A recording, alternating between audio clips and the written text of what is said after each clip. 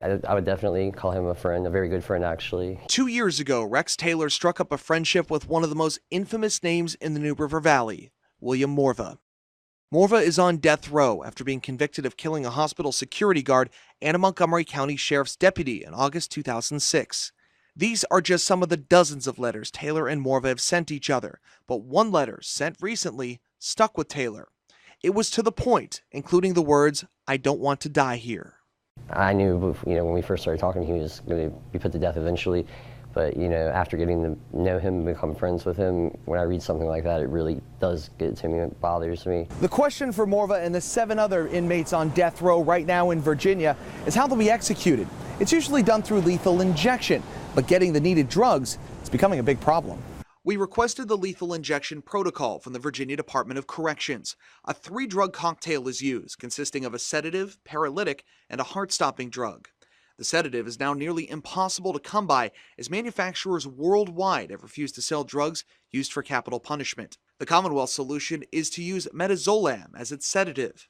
It's the same drug used during a January execution in Ohio, where it took the inmate 24 minutes to die, raising concerns of cruel and unusual punishment. We've seen states to start to sort of on the fly swap drugs out, substitute drugs, change their protocols, and in Virginia, that's been going on as well, and what is most troubling about it is that it's really been going on behind closed doors. Matthew Engel is the head of Washington and Lee Law School's Capital Case Clearinghouse, a resource for defense attorneys in death penalty cases.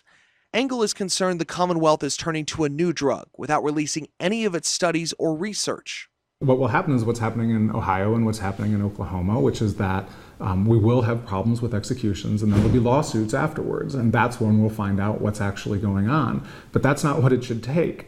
However, there's another option being explored by the General Assembly that would change how death row inmates are executed altogether.